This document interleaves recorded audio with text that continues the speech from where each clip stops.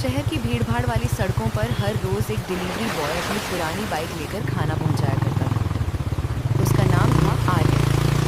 साधारण कपड़े, चेहरे पर मासूम मुस्कान और आंखों में गहराई। कोई भी उसे देखकर यही सोचता कि वह एक गरीब लड़का है जो दिन रात मेहनत करके अपना पेट पालता है। लेकिन सच्चाई कुछ और थी। असल में आर्यन देश की सबसे बड़ी कंपनी आरवटेक प्राइवेट लिमिटेड का सीईओ था। करोड़ों की कंपनी, आलीशान बंगला, लग्जरी गाड़ियां, सब कुछ उसका था। मगर उसे अमीर लोगों की नकली दुनिया से नफरत थी। वह जानना चाहता था कि लोग उसे उसके पैसे से प्यार करेंगे या उसके दिल से। एक रात तेज बारिश हो रही थी। सड़कें सुनसान थीं। आर्यन अपनी डिलीवरी पूरी करके लौट रहा था कि अचानक उसकी बाइक बंद हो गई। तभी उसकी नजर सड़क किनारे एक छोटी सी चाय की दुकान पर पड़ी। वहां एक लड़की चाय बना रही थी। उसका नाम था काव्या। काव्या बहुत साधारण कपड़ों में थी, लेकिन उसके चेहरे पर मेहनत और आत्मसम्मान साफ दिखता था। उसने आर्यन को भीगते हुए देखा और बोली, अंदर आ जाइए, बारिश बहुत तेज है। आर्यन मुस्कुराते हुए दुकान के अंदर चला गया। काव्या ने उसे गर्म चाय दी। दोनों बातें करने लगे। काव्या ने बताया कि उसके पिता बीमार हैं और घर चलाने के लिए वह रात दिन मेहनत करती है। आर्यन को उसकी सादगी और मेहनत बहुत पसंद आई। रात काफी हो चुकी थी। बारिश भी रुकने का नाम नहीं ले रही थी। काव्या बोली, अगर आपको बुरा ना लगे तो आज हमारे घर रुक जाइए। आर्यन मान गया। काव्या का छोटा सा घर था। टूटी दीवारें, पुराना पंखा, लेकिन दिलों में अपनापन था।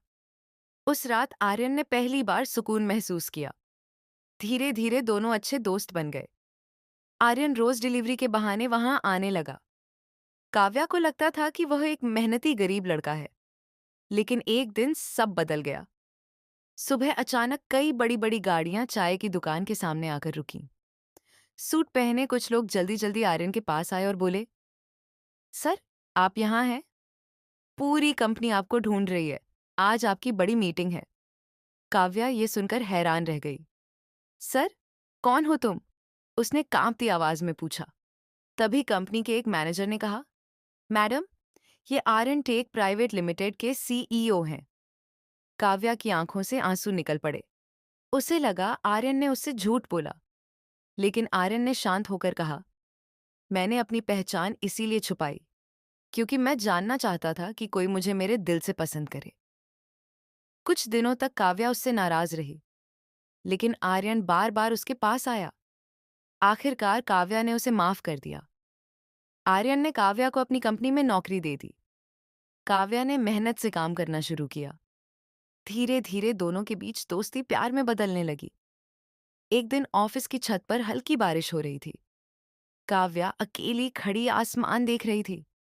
तभी आर्यन उसके पास आया और बोला, अगर मैं हमेशा तुम्हारे साथ रहना चाहूं तो? काव्या मुस्कुराई। आप बहुत बड़े इंसान हैं और मैं सिर्फ एक चाय बेचने वाली लड़की। आर्यन ने कहा, दिल अमीर होना चाहिए, इंसान नहीं। उस दिन पहली बार दोनों ने अपने दिल की बात महसूस की। कुछ दिनों बाद आर्यन काव्या को अपने घर ले गया। शहर का सबसे बड़ा बंगला देखकर काव्या घबरा गई। जैसे ही वह अंदर गई, आर्यन की मां ने उसे ऊपर से नीचे तक देखा। यही लड़की है। आर्यन के पिता बोले, ये हमारे परिवार के लायक नहीं है। रिश्तेदार हंसने लगे। इसके कपड़े देखो, सीईओ की पत्नी बनेगी ये। काव्या चुपचाप सब सुनती रही। उसकी आंखें भर आईं। आर्यन ने गुस्से में कहा, किसी को भी काव्या की बेइज्जती करने का हक नहीं है। लेकिन मुश्किलें खत्म नहीं हुईं। एक दिन पार्टी में आर्यन के दोस्तों ने भी काव्या का मजाक उड़ाया। भाई, ये गांव वाली लड़की तुम्हारे साथ फिट नहीं बैठती। इसको बड़े लोगों के तौर तरीके भी आते हैं। काव्या को बहुत बुरा लगा। वह वहां से जाने लगी। तभी आर्यन ने सबके सामने उसका हाथ पकड़ लिया और बोला, तुम लोगों को उसके कपड़े दिखते हैं, मुझे उसका दिल दिखता है। पूरा हॉल शांत हो गया। उस रात काव्या रोते हुए बोली, मैं तुम्हारी दुनिया के लायक नहीं हूं। आर्यन ने उसके आंसू पोंछे। मेरी दुनिया तुमसे शुरू होती है और तुम पर खत्म। धीरे धीरे काव्या ने अपने व्यवहार और मेहनत से सबका दिल जीत लिया। एक दिन कंपनी में बड़ा नुकसान होने वाला था। लेकिन काव्या की समझदारी ने कंपनी को बचा लिया। अब वही लोग उसकी तारीफ करने लगे जो पहले उसका मजाक उड़ाते थे।